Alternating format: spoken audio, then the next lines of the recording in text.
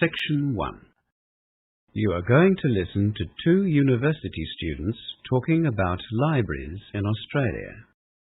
First, look at questions 1 to 4.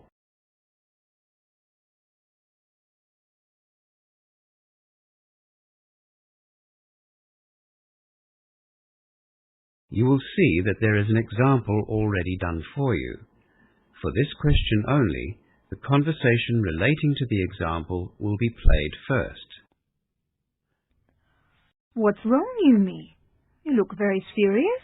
Oh, hi, Marianne. I've just been given the assessment guides for law, my major, and there are lots of assignments. You'll be spending a lot of time in the library then. That's my problem.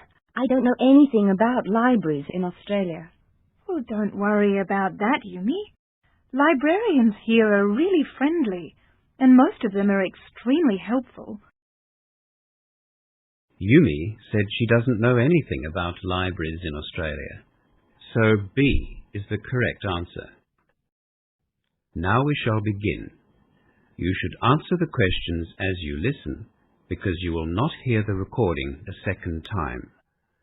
Now listen carefully and answer questions 1 to 4. What's wrong, Yumi? You look very serious.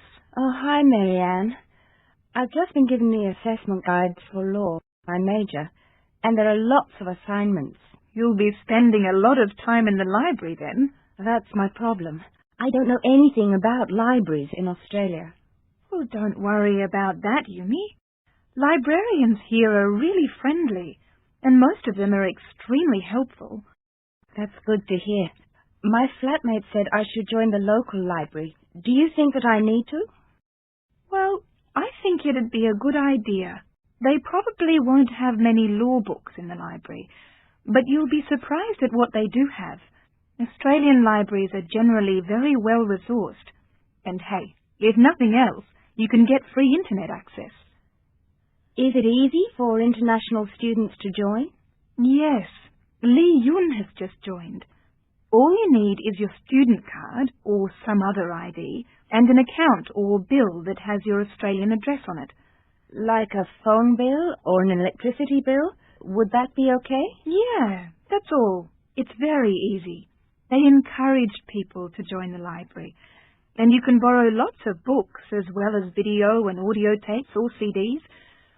The newspaper is available too if you've got time to stay at the library and read it. Will it cost much to join the library? Joining libraries here doesn't cost anything, but you'll have to pay a fine if you return your books after the due date. It's about 10 cents per book per day. How long can I borrow books for? The loan period for books is about a month, but you can easily extend the time for another month if you want to. You can even do it over the phone, but it has to be arranged before the due date. What about the university library? Haven't you been there yet? No, not yet. I was sick for the orientation week, and I missed out on the campus tour. Well, Yumi, I've got an hour before my next lecture. Why don't we walk up together and have a look around? Oh, that'd be great, Marianne. I'd really appreciate it. Yumi and Mary Ann arrive at the main entrance to the university library. As you listen to the rest of the conversation, answer questions 5 to 10. Before the conversation continues, read questions 5 to 10.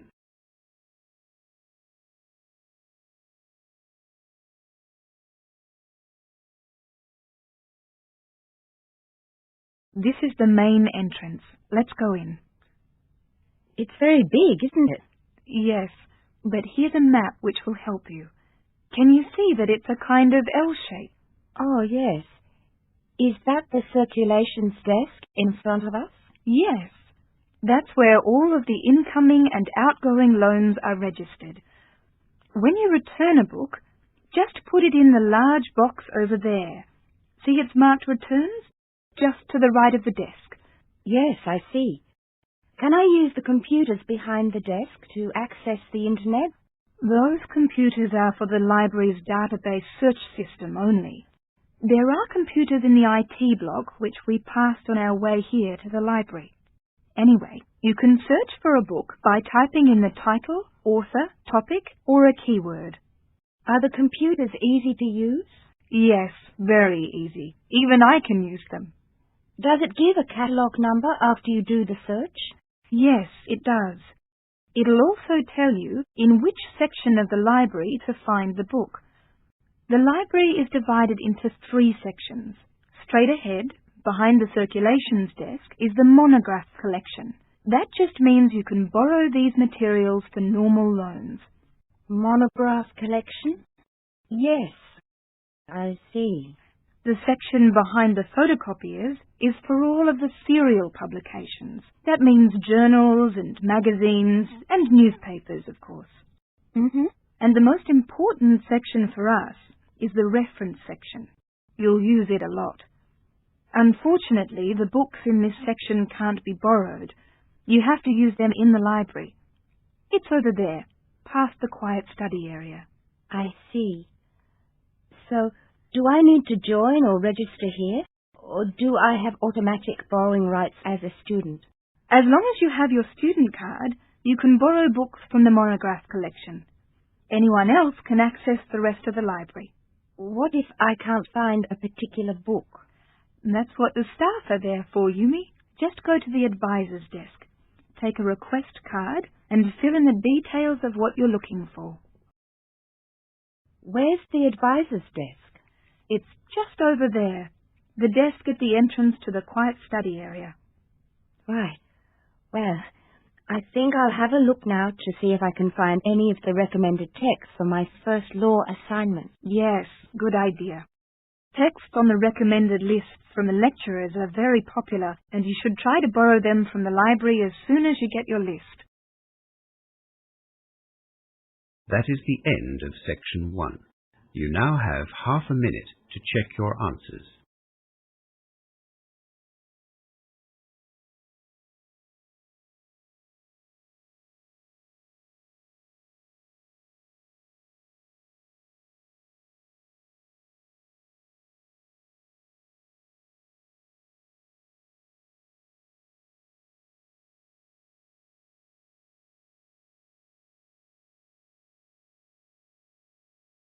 Section 2. You are going to hear a tutor talking to a group of philosophy students. First, look at questions 11 to 13.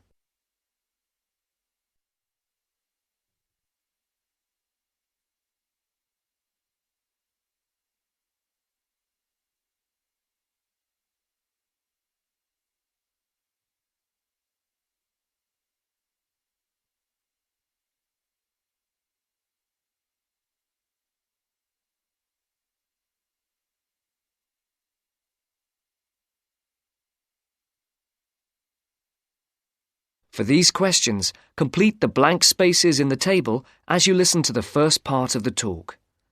Write no more than 2 words for each answer.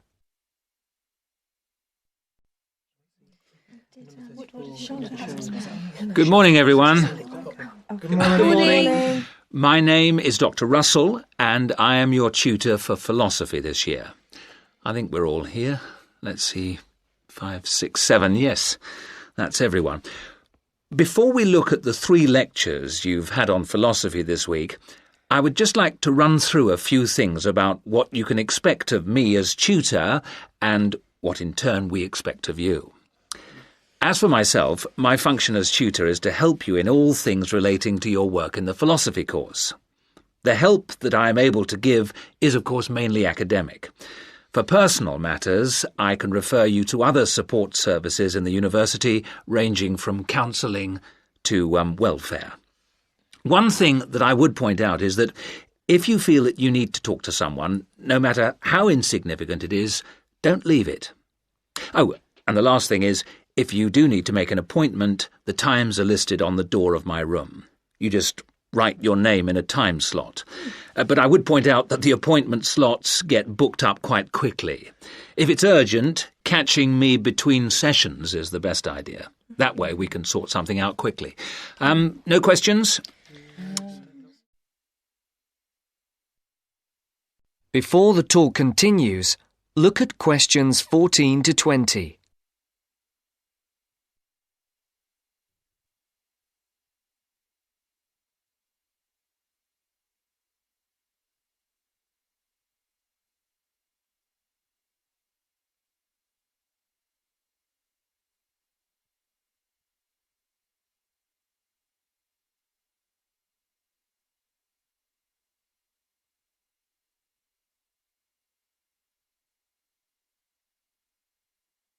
As you listen to the second part of the talk, answer the questions.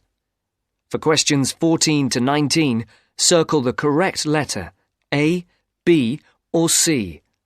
For question 20, write no more than 3 words for the answer.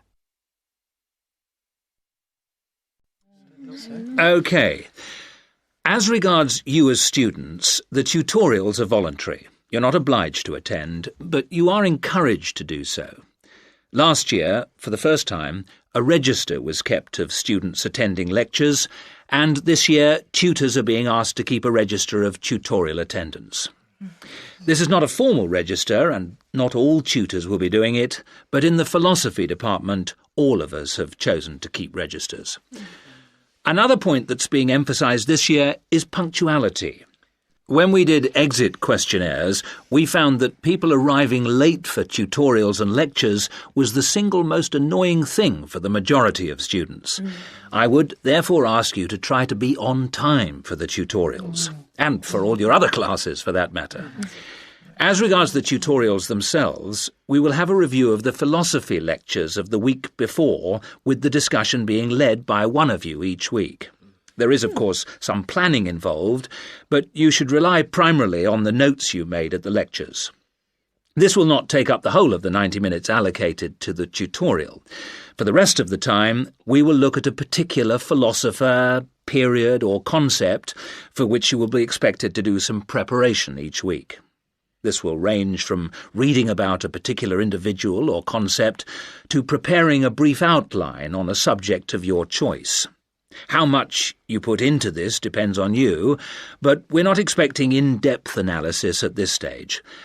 Are there any questions so far? I'd just like to ask whether the work we do in the tutorials counts towards our continuous assessment, and if so, how much? I was just coming on to that point. All the work you do in the way of essays and project work that is graded counts towards your continuous assessment grades. The mini presentations and lecture discussions will not be graded, but obviously, as time goes on, these activities will, I hope, have an impact on your work and hence your scores. Does that answer your question? Basically, yes, but what about... That's the end. Now turn to section 3. You will hear a discussion between a professor and university students about online learning. First, you have some time to look at questions 21 to 27.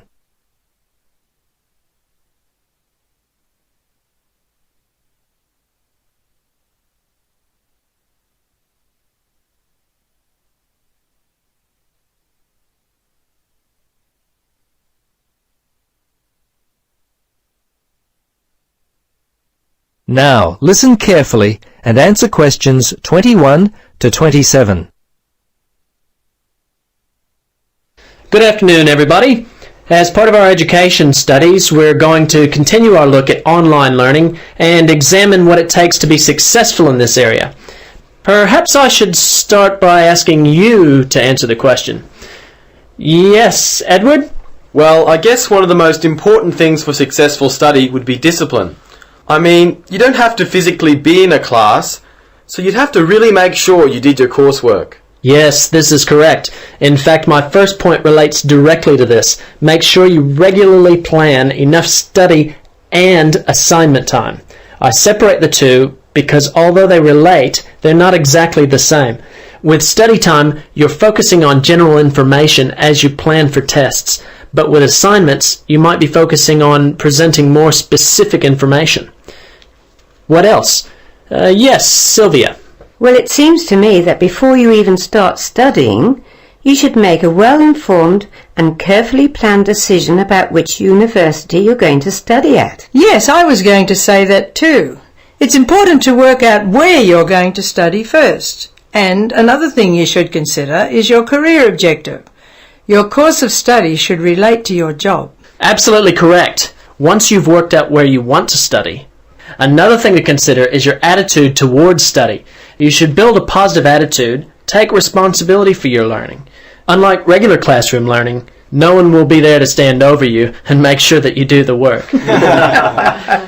As with regular learning, it's also important that you work hard in your own time to build your written and spoken language proficiency, as well as your ability to improve your analytical and logical reasoning. You should develop research skills which allow you to make the best use of your time. If you see something that might be helpful for an assignment, make a note of it. What about note-taking skills? Would an online learner need well-developed skills in this area? Good point, Pam. Lectures conducted online or via telephone will certainly require you to have good note-taking skills. Sometimes a copy of the lecture notes are available, but certainly you need to be able to take notes and write essays. They relate to your assignments. Another point often not considered is physical health. We all understand that physical health relates to mental health. Take care of your body by doing exercise and eating well, and you'll do better in your studies. My last point is simply to enjoy the experience. Learning should be fun. If you've put in the time to decide upon the best course for you, then enjoy yourself. Those who enjoy their course of study are those who will typically do well. So students should choose their course well. Before you listen to the rest of the discussion, you have some time to look at questions 28 to 30.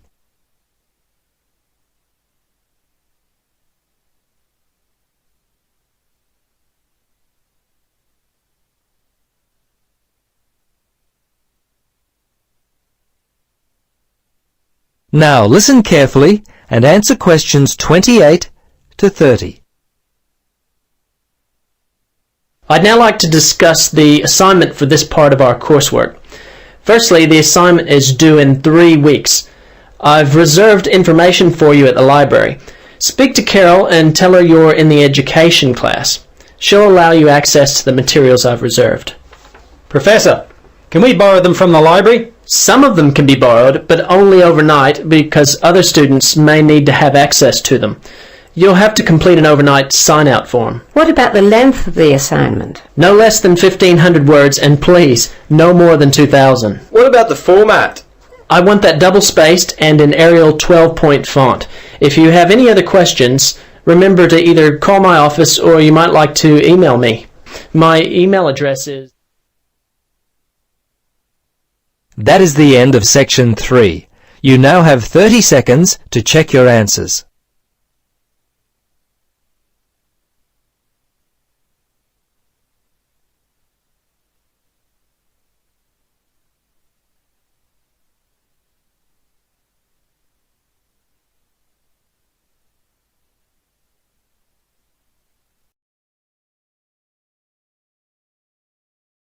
Section 4.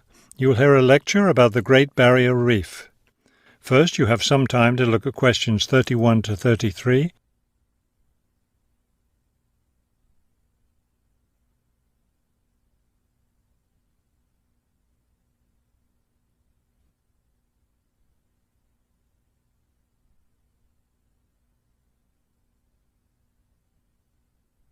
Now listen carefully and answer questions 31 to 33. Despite its name, the Great Barrier Reef isn't just one large coral reef. Rather, it's a system of coral reefs that stretches along the east coast of Australia, covering an area of around 300,000 square kilometres.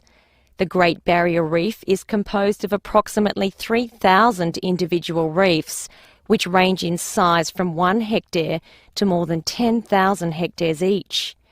In addition, around 600 islands are scattered throughout the area, particularly at the northern and southern ends. The reefs themselves are composed of over 400 different kinds of coral, the largest variety of corals found anywhere in the world.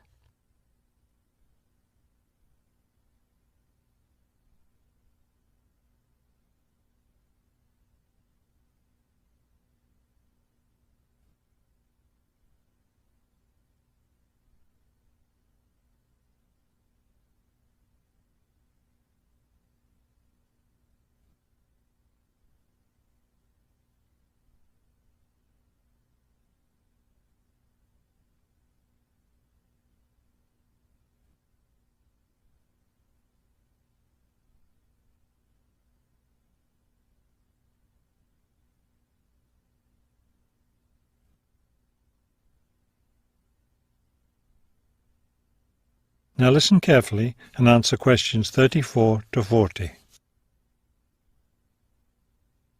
Thousands of species of sea animals live in and around the reefs.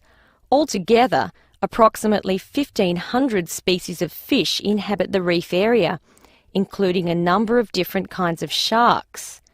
One of the more interesting mollusks to be found in the reefs is the giant clam. This huge shellfish can live for more than 100 years and can weigh as much as 200 kilos. Sea mammals abound in the area, which serves as a breeding ground for certain types of whales, many of which are endangered. Over 200 species of sea and shore birds feed, roost or nest among the reefs and islands. Many types of reptiles can also be found living among and near the reefs. Saltwater crocodiles, for example, inhabit the marshes along coastal areas. Amphibians include at least 7 species of frogs inhabiting the islands of the reef. Unfortunately, this wondrous area of the world is threatened by climate change. Rising sea temperatures have led to an effect called coral bleaching, that is, large numbers of corals dying off, especially in the shallower areas of the reef. The Great Barrier Reef Marine Park Authority is attempting to find effective ways to deal with this issue that threatens the reef. One proposed solution involves shading the reef in certain areas to help keep the surrounding water temperatures down. That is the end of section 4. You now have half a minute to check your answers.